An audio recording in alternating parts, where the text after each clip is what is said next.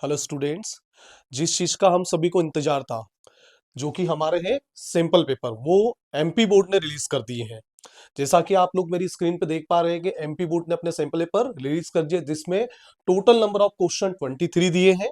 जिसमें हम लोगों के पास में जो मैक्सिमम मार्क्स जो देख पा रहे हैं हम लोग, वो दिए यहाँ पे हम लोगों को। कितने मैक्सिमम मार्क्स दिख रहे हैं यहाँ पे? 80 मार्क्स। जिसमें हम लोगों को स्टार्टिंग में जो क्वेश्चन है वो एमसीक्यू है, जिसमें आप देख पा रहे होंगे मेरी स्क्रीन पे, यहाँ पे 1 to 5, 1 to 5, 1 to 5 first to fifth question तक हमारे 1 मार्क्स के क्वेश्चन है। उसके बाद क्वेश्चन नंबर 6 से लगा के क्वेश्चन नंबर 15 तक 2 मार्क्स के क्वेश्चन दिए हैं। और क्वेश्चन नंबर 16 से लगा के क्वेश्चन नंबर 19 तक 3 मार्क्स क्वेश्चन दिए हैं। और लास्ट क्वेश्चन नंबर 20 से 23 तक 4 मार्क्स के क्वेश्चन दिए हैं। जैसे कि हम आगे देख रहे हैं, हमारे ये एमसीक्यू है, जिसमें फर्स्ट क्वेश्चन जो हम लोग देख पा रहे हैं यहाँ पे, चूज द करेक्ट ऑप्शन है। चूज द करेक्ट ऑप्शन के यहाँ पे टोटल 6 क्वेश्चन हम लोगों को दिए गए हैं, ये हमारी स्क्रीन पे चल रहे हैं। इसके बाद में क्वेश्चन नंबर सेकंड हमारा फिलिंग द ब्लैंक्स का है, जिसमें भी हमको 6 क्वेश्चन दिए हैं। थर्ड क्वेश्चन हमारे पास में ट्रू फॉल्स का है, इसमें भी हमको 6 क्वेश्चन दिए हैं। क्वेश्चन नंबर फोर्थ जो कि मैच द कॉलम है, इसमें हमको मैच द कॉलम में 7 क्वेश्चन दिए हैं। मतलब ये 7 मार्क्स की होगी इस साल बोर्ड में बेटा। उसके बाद में क्वेश्चन नंबर 5 में भी हमको टोटल नंबर क्वेश्चन 7 दिए हैं, जिसमें हमको 1 वर्ड बताना है। चलिए हम लोग थोड़ा सा और आगे चलते। क्वेश्चन नंबर 6 आपका, जैसा कि हम देख पा रहे हैं, चैप्टर 1 का क्वेश्चन है। क्वेश्चन नंबर 7 हम जो देख रहे हैं हमारे चैप्टर नंबर 2 का है। क्वेश्चन नंबर 8 वापस से अगेन चैप्टर 2 का क्वेश्चन है। क्वेश्चन नंबर 9 हम लोग क्वेश्चन नंबर 9 देख पा रहे हैं, यहाँ पे हमारे चैप्टर 5 का क्वेश्चन है। Question number 10 again question number 10 5 chapter का ही क्वेश्चन है। क्वेश्चन नंबर 11 हम देख रहे हैं कि हमारे चैप्टर नंबर 6 का क्वेश्चन है। क्वेश्चन नंबर 12 जो कि हम देख पा रहे हैं कि हमारा जो चैप्टर है, यहाँ पे चैप्टर नंबर 9 का क्वेश्चन है। क्वेश्चन नंबर 13 जो कि वेक्टर से आ गया आपका चैप्टर नंबर 10 का दिख रहा है ये। क्वेश्चन नंबर 14 ये आपका वापस से अगेन क्वेश्चन नंबर 11 का है। क्वेश्चन नंबर 15 ये भी आपका 11 का ही दिख रहा है। और क्वेश्चन नंबर 16 आपका मैट्रिक्स से आ गया है, मतलब चैप्टर 3 का है। और क्वेश्चन नंबर 17 की हम बात करें, वापस से ये आ गया चैप्टर नंबर 17 का क्वेश्चन। ये चैप्टर आपका 8 है। क्वेश्चन नंबर 18 आपका लीनियर प्रोग्रामिंग का आ गया है, जो कि चैप्टर 12 है। क्वेश्चन नंबर 19 जैसा कि हम देख पा रहे हैं यहाँ पे, क्वेश्चन नंबर 19 आपका प्रोबेबिलिटी का क्वेश्चन है, जो कि हमारा लास्ट चैप्टर है, चैप्टर नंबर 13। क्वेश्चन नंबर 20 वापस से अगेन हम लोग देख पा रहे हैं चैप्टर 5 का क्वेश्चन है। और क्वेश्चन नंबर 21 ये वापस से हम देख रहे हैं कि ये चैप्टर क्वेश्चन नंबर 21 हमारा किसका दिख रहा है आप लोगों को? मैट्रिक्स मेथड दिख रही है यहाँ पे। क्वेश्चन नंबर 22 इंटीग्रेशन का क्वेश्चन आ गया, ये चैप्टर 7 का क्वेश्चन देख पा रहे हैं। और क्वेश्चन नंबर लास्ट 23 जो कि आप लोगों का चैप्टर नंबर 11 का क्वेश्चन है। चलिए स्टूडेंट्स, आज हम लोग जो डिस्कस करते हैं वो एमसीक्यू पे थोड़ा सा डिस्कशन कर लेते हैं कि एमसीक्यू किस लेवल के यहाँ पे दिए गए हैं। ठीक है, उन पे हम थोड़ा सा यहाँ पे डिस्कशन करते हैं। चलिए,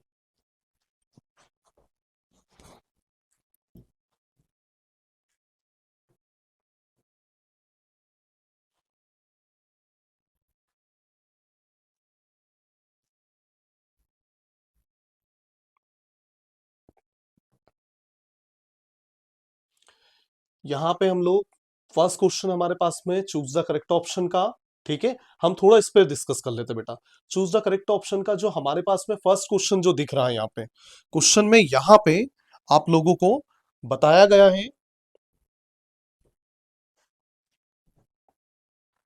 ठीक है, क्वेश्चन नंबर फर्स्ट में फर्स्ट क्वेश्चन हमको क्या दिया है यहाँ पे? एक सेट दिया आपको 1 to 3। ठीक है, ये मैंने एक सेट लिख दिया यहाँ पे, क्या दिया हमको, 1 2 और 3, ठीक है। क्या बोला जा रहा है क्वेश्चन में, विच आर रिफ्लेक्सिव। तो बेटा हमने रिफ्लेक्सिव की कंडीशन पढ़ी है। रिफ्लेक्सिव कब होता है बेटा, तो रिफ्लेक्सिव का केस हमने समझा है कि भैया रिफ्लेक्सिव क्या होता है, जब ए कॉमा ए ये बिलोंग कर रहे हैं किसको, रिलेशन को।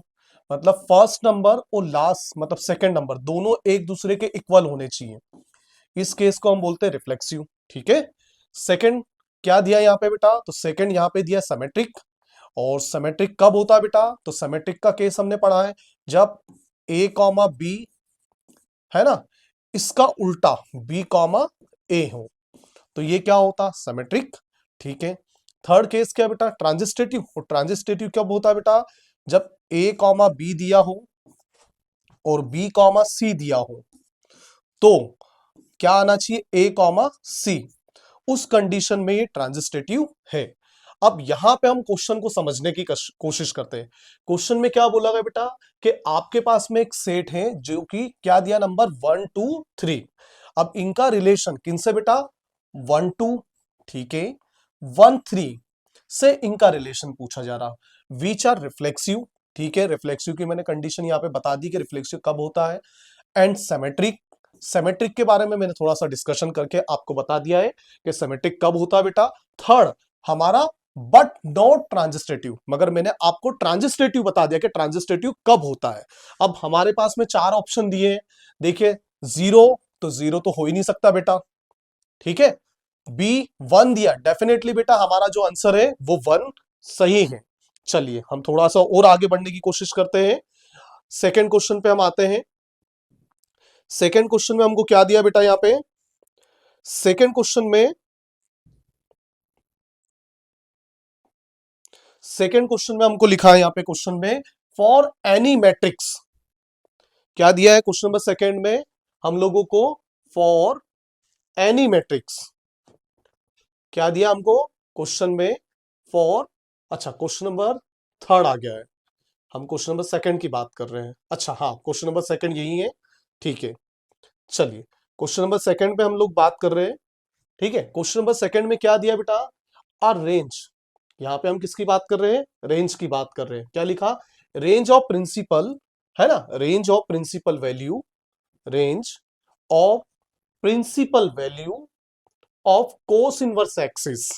तो बेटा आप लोगों ने, है ना, आप लोगों ने प्रिंसिपल वैल्यू में आप लोगों को पता है कि रेंज कोस इनवर्स एक्स की क्या होती है। तो बेटा आप लोगों को पता है कि कोस इनवर्स एक्स की रेंज हमारे पास में होती है 0 कॉमा पाई, और कौन से ब्रैकेट में बेटा, तो ये होती है क्लोज ब्रैकेट में। ये हमको सीधा सीधा इसका आंसर याद होना चाहिए, जो कि ऑप्शन डी इसका हमारा करेक्ट है। चलिए और आगे बढ़ने की कोशिश करते हैं हम लोग। अब हम क्वेश्चन नंबर थर्ड पे आ रहे हैं बेटा। क्वेश्चन नंबर थर्ड पे मैं देख पा रहा हूं वापस से, क्वेश्चन नंबर जो थर्ड है ये सीधा सीधा क्वेश्चन हमको दिया गया है। Question number third, question number third में क्या लिखा बेटा, फॉर एनी मैट्रिक्स, ठीक है, अच्छी बात है। क्या है question number third, for any matrix, ठीक है। एक मैट्रिक्स दिया है, क्या दिया आपको, मैट्रिक्स आपको दिया है ए, और इक्वल टू में ए नॉट, क्या लिखा है, ए इक्वल टू में माइनस का ए नॉट, या हम इसको बोल सकते हैं ए ट्रांसपोज। तो बेटा ये ए, है ना, ए इक्वल टू में माइनस ए ट्रांसपोज, इसको हम क्या बोलते बेटा, तो क्या ये पहला ऑप्शन दिया हमको, ए इज अ सिमेट्रिक मैट्रिक्स, तो बेटा ये तो होता ही नहीं है। ए सिमेट्रिक मैट्रिक्स कब होता है बेटा, जब ये सिचुएशन हो, ए इक्वल टू में ए ट्रांसपोज, ठीक है। और सेकंड ऑप्शन क्या दिया आपको, A is a skew symmetric matrix, तो बेटा बी ऑप्शन आप लोगों का सही है। चलिए हम अब क्वेश्चन नंबर, अगले क्वेश्चन की ओर बढ़ते हैं। अगला क्वेश्चन हमको क्या दिया बेटा, तो अगला क्वेश्चन हमारे पास में क्वेश्चन नंबर 4। चलिए क्वेश्चन नंबर 4 पे हम डिस्कस कर लेते थोड़ा सा। तो क्वेश्चन नंबर 4 में क्या दिया बेटा, आपको एक प्रोबेबिलिटी दी है, पी ए क्या दिया 1/2, ठीक है। पी बी दिया आपको 1/4, क्या निकालना, and A and B are independent event. क्या शब्द आया यहाँ पे, आर इंडिपेंडेंट इवेंट, देन किसका, P A into P B का। तो बेटा आपको क्या दिया, एक तो 1/2, ठीक है, इंटू 1/4, तो इसका आंसर आएगा 1/8। देखिए बेटा यहाँ पे 1/8 कौन सा ऑप्शन, ऑप्शन ए यहाँ पे इसका सही है। यहां तक कोई दिक्कत है बेटा?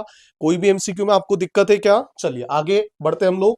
अगला एमसीक्यू हमारे पास में है क्वेश्चन नंबर 5। एमसीक्यू हमारे पास में है फिफ्थ वाला। चलिए हम इस पे डिस्कशन कर लेते हैं।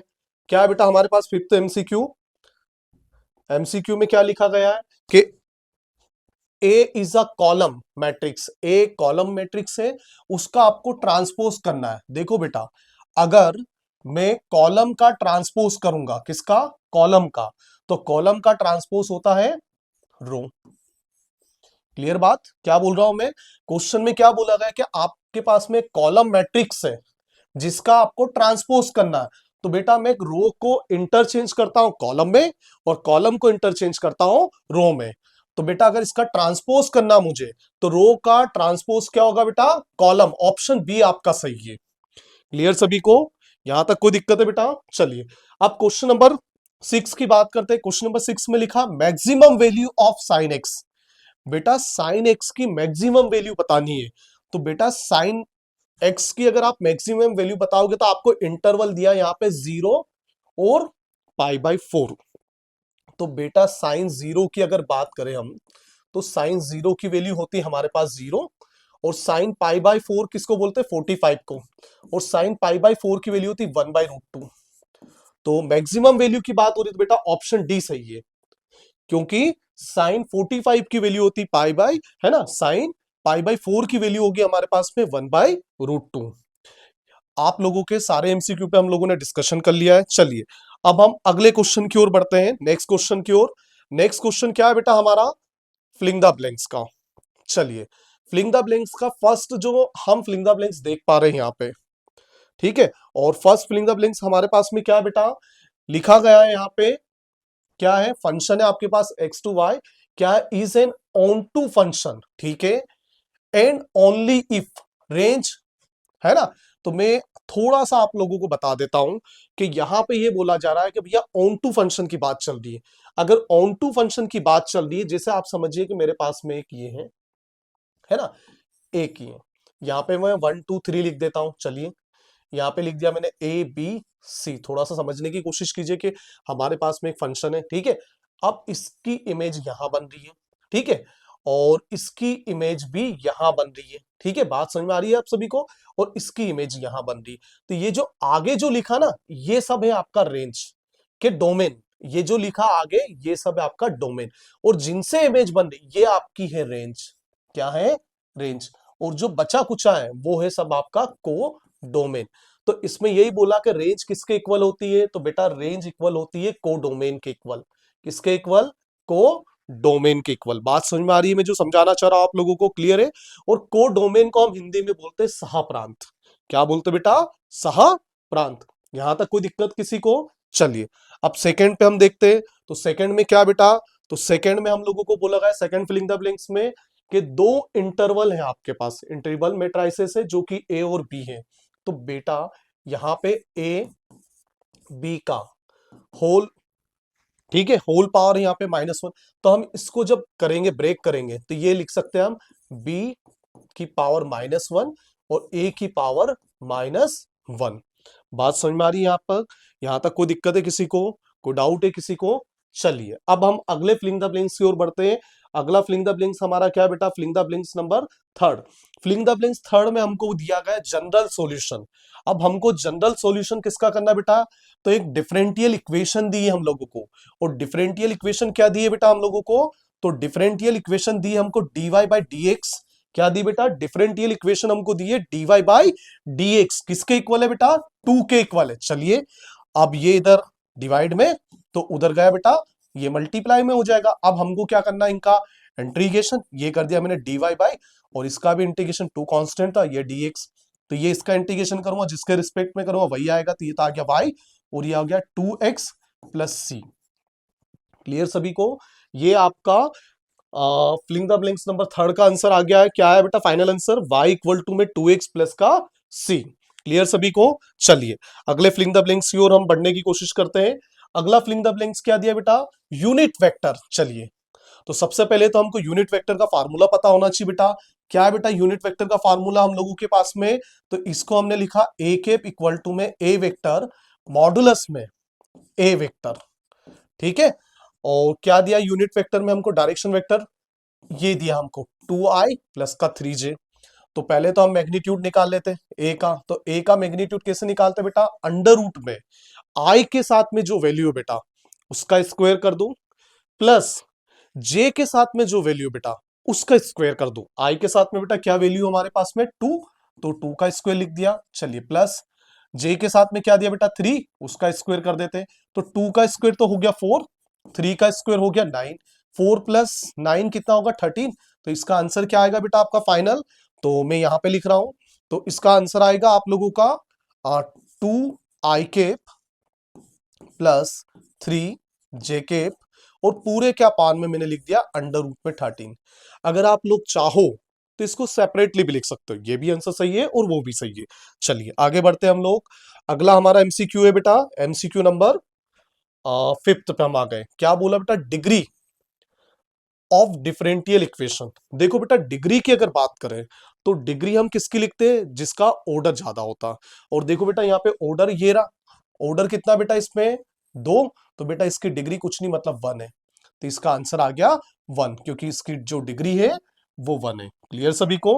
अगला क्वेश्चन मैं देख पा रहा हूं आपकी, है ना। क्वेश्चन नंबर क्या दिया है यहाँ? सीधा सीधा आपको डिफरेंशियल कोफिशिएंट बोल दिया है साइन 2x का। तो साइन 2x का क्या होता है बेटा? 2, है ना। और साइन का होगा cos, तो ये हो गया 2 cos 2x। क्लियर? यहां तक कोई दिक्कत है? कोई कंफ्यूजन किसी बच्चे को? चलिए आगे हम बढ़ने की कोशिश करते हैं। अगला हमारे पास में है true false. Question number 3, question number 3 की हम बात कर रहे हैं ट्रू फॉल्स की। चलिए अब इसमें जो ट्रू फॉल्स में पहला आपको जो ऑप्शन दिया गया है, इसमें बोला कि एक फंक्शन है। चलिए फंक्शन में क्या बोला बेटा? 1 to 1 फंक्शन। तो बेटा 1 to 1 फंक्शन मतलब ये दोनों एक दूसरे के इक्वल है, मतलब ये ऑप्शन तो आपका ट्रू है। क्लियर सभी को? ये ऑप्शन आपका ट्रू है। बात समझ में आ रही?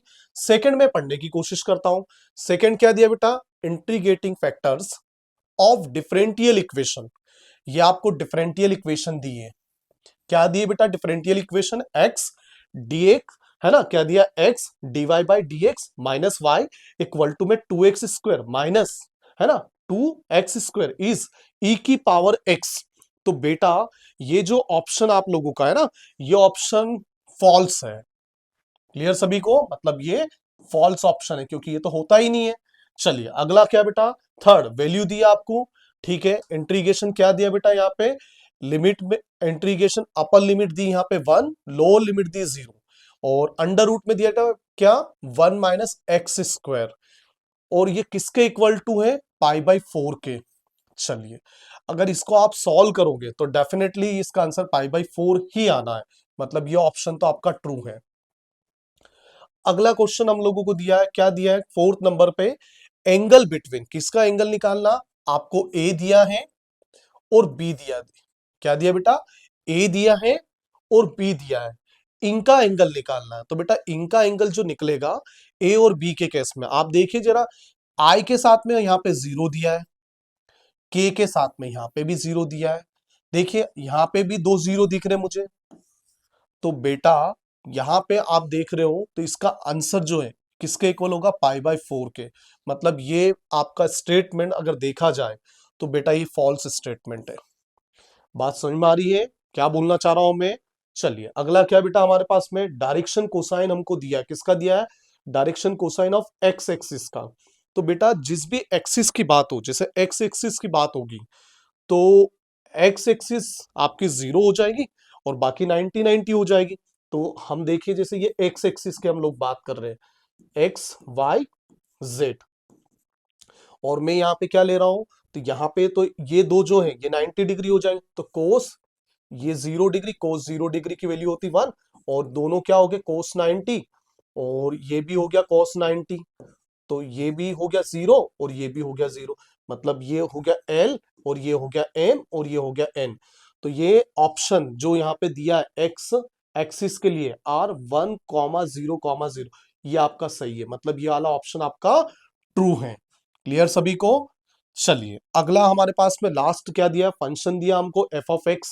ठीक है, क्या दिया है एफ ऑफ एक्स, यहाँ पे 5x³ minus 7x plus 13 is a continuously function in interval -5, 5। अगर आप इसमें ये जो इंटरवल है इनको रखोगे तो ये स्टेटमेंट ट्रू है बेटा मेरे हिसाब से तो। क्लियर सभी को, इनमें कोई दिक्कत है? चलिए हम आगे बढ़ने की कोशिश करते हैं। अगला जो क्वेश्चन हमारे पास में है, जिस बच्चे को मतलब मोस्टली बच्चों को मेज द कॉलम का इंतजार रहता है, क्योंकि मेज द कॉलम उन बच्चों के लिए ज्यादा मेहनत, मतलब मैं ऐसा बताना चाहूंगा कि मेज द कॉलम जो बच्चे फेलियर है उनको पास होने का या पास करवाने का एक जरिया माना जाता है। क्योंकि अगर मेज द कॉलम सही है मतलब वो बच्चा इजीली पास हो जाता। जैसे कि हम लोग हर साल देख रहे हैं एमपी बोर्ड में मेज द कॉलम में 50 to 70% इंटीग्रेशन से ही सीधे आते हैं, और इंटीग्रेशन के स्टैंडर्ड फार्मूले जो कि आपको पता ही होगा वहां से ही बनती। इस साल भी हम सैंपल पेपर में देख रहे हैं तो मोस्टली नहीं, मोस्टली शब्द थोड़ा सा गलत हो गया, सारे के सारे मतलब 7 ऑप्शनल अगर बोलूं मैं मेज द कॉलम आपके 7 नंबर की, और 7 नंबर में पूरे 7 नंबर अगर देखा जाए तो 7 में से 7 नंबर पूरे आपके किस चैप्टर से आ गए, इंटीग्रेशन से ही आ गए।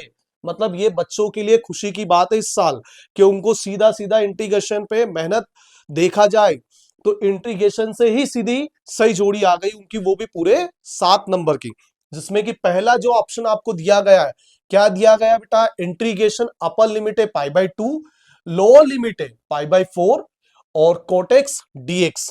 तो बेटा आप जब इसका इंटीग्रेशन सॉल्व करोगे, क्या बोल रहा हूं मैं, जब आप इसका इंटीग्रेशन सॉल्व करोगे है ना, और इंटीग्रेशन किसका करोगे बेटा, कोटेक्स का, तो कोटेक्स का इंटीग्रेशन करोगे उसके बाद में लिमिट पुट करोगे, तो इसका ऑप्शन जो मैं देख पा रहा हूं वो आएगा 1/2 log 2। मतलब डी ऑप्शन आपका मैच कर रहा है फर्स्ट से। चलिए आगे बढ़ता हूं।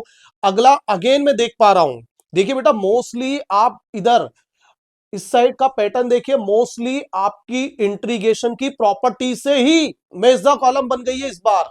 ये बहुत खुशी की बात है हम लोगों के लिए कि हमारे 7 नंबर एक ही जगह से हम कवर कर पा रहे हैं। जिसमें सेकंड आपको दे दिया है इंटीग्रेशन अपर लिमिट π/2। क्या देख रहा हूं मैं, अपर लिमिट π/2 और लोअर लिमिट आप लोगों की 0, और आपको किसका इंटीग्रेशन करना है, साइन एक्स का। ठीक है, जब आप बेटा इसका इंटीग्रेशन करोगे और इनमें लिमिट पुट करोगे तो इसका फाइनली आंसर जो आएगा वो आएगा बेटा 1। मतलब ऑप्शन ई जो कि देख पा रहा हूं मैं यहां पे वो आपका मैच कर रहा है इससे। अगला मैं जो देख रहा हूं थर्ड, थर्ड बेटा क्या है, integration upper limit 2 lower limit 1 और अंडर रूट में x² - 1। इसका इंटीग्रेशन इसको सॉल्व करना पड़ेगा बेटा। तो इसको जब आप सॉल्व करोगे तो इसका ऑप्शन मेरे हिसाब से हाँ एफ सही है बेटा।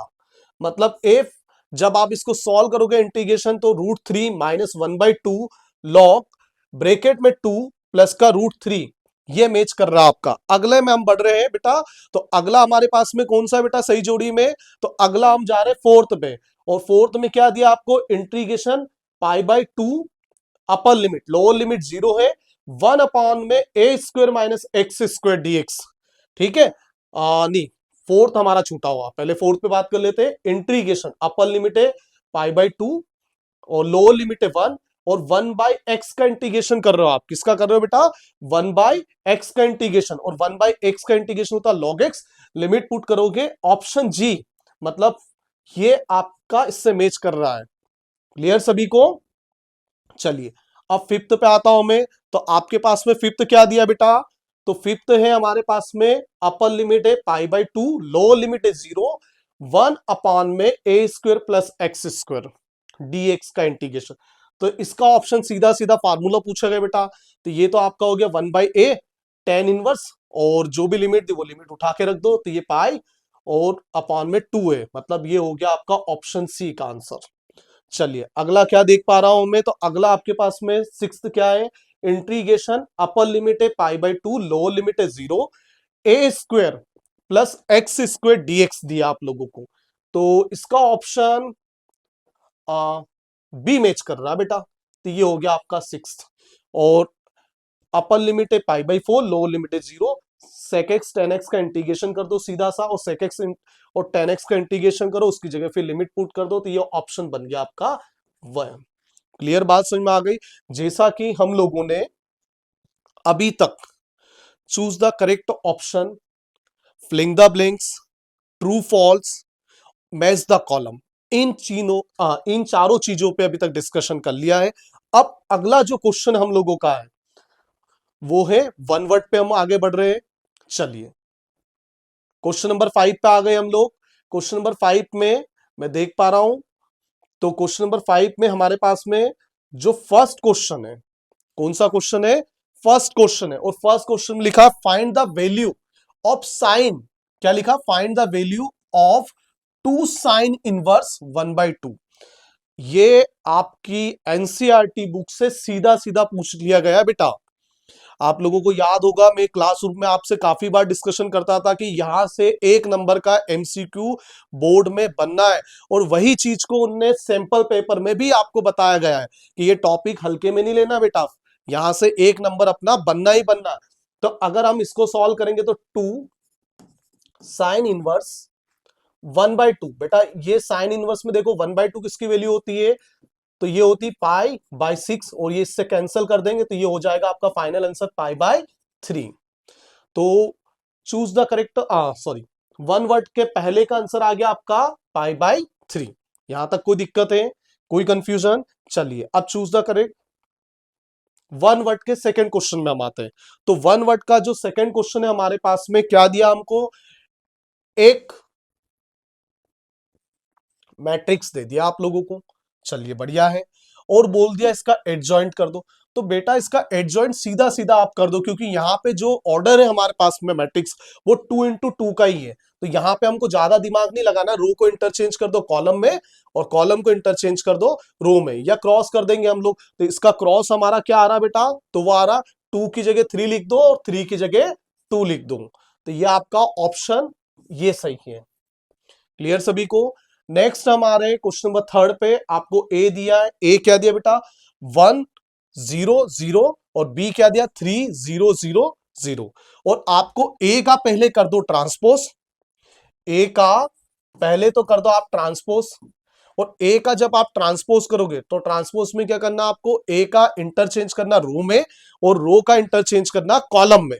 उसके बाद में बी के साथ में ट्रांसपोज करने के बाद में बी के साथ में इसका मल्टीप्लाई कर दो।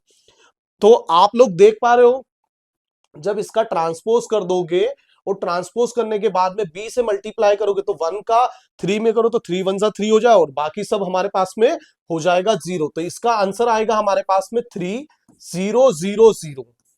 बात क्लियर है सभी को? यहां तक कोई दिक्कत है? चलिए अगले क्वेश्चन पे बढ़ता हूं।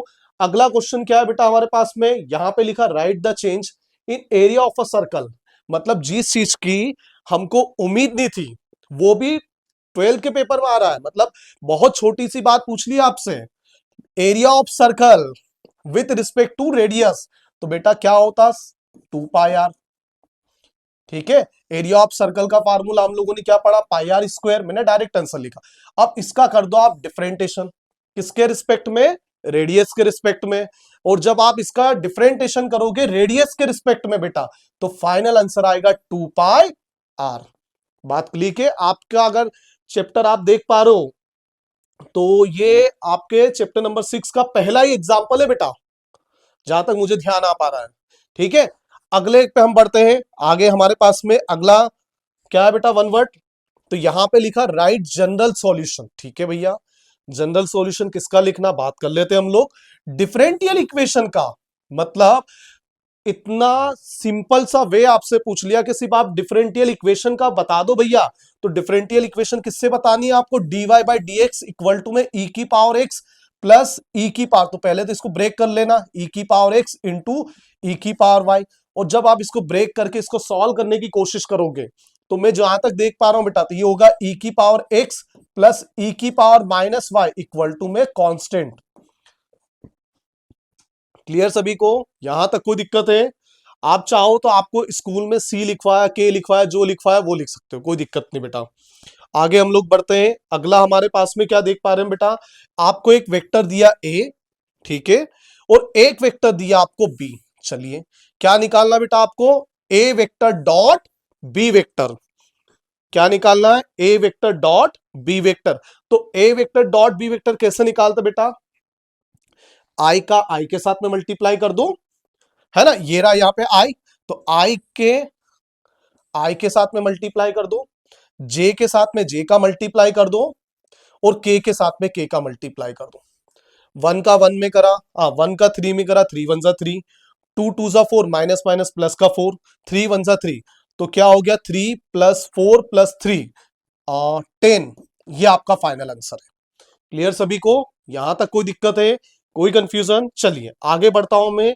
लास्ट हमारा क्या दिया बेटा, एमसीक्यू में हमारा लास्ट वन वर्ड में फाइंड द वैल्यू, इसकी वैल्यू निकालनी है आपको, प्रोबेबिलिटी दे दी बेटा यहाँ पे।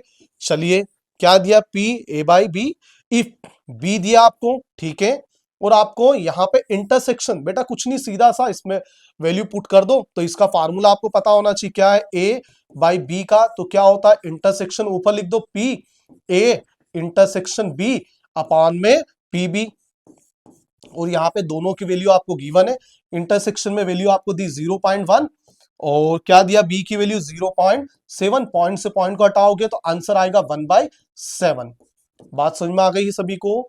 देखो बेटा, हमने आज की क्लास में हमारे सैंपल पेपर में, देखो सैंपल पेपर की क्या होता है, हर बच्चे को काफी समय से इंतजार रहता है, उससे उसको एक पेपर के फॉर्मेट का, पेपर के लेवल का एक आइडिया लगता, जो कि हम काफी समय से इस चीज का इंतजार कर रहे थे। वो चीज एमपी बोर्ड ने कल रात को ही रिलीज कर दी, और मेरे पास जैसे ही वो आया वैसे ही मैंने आपके लिए वो सैंपल पेपर का एक शॉर्ट वीडियो बना दिया, जिसमें हमने एमसीक्यू जितने भी ऑब्जेक्टिव दिए थे, ऑब्जेक्टिव देख के आप लोगों को ये बात तो समझ में आ गई होगी कि ऑब्जेक्टिव पे आप रट्टाफिकेशन नहीं कर सकते हो, आपको ऑब्जेक्टिव सॉल्व करके देखने पड़ेंगे। आज भी अगर आज देखा जाए तो हमारे पास में अभी नवंबर, दिसंबर, जनवरी, ये 3 महीने का पूरा टाइम है। अगर अभी भी हम रिटर्न प्रैक्टिस करेंगे तो हमारे मैथ्स में 100 आउट 100 मार्क्स आ सकते हैं बेटा। क्लियर सभी को? कोई डाउट, कोई एमसीक्यू ऐसा जो समझ में नहीं आया तो आप लोग मुझे बता दीजिए, तो हम लोग उस पर और डिस्कस कर लेते हैं। चलिए ठीक है बेटा, थैंक यू।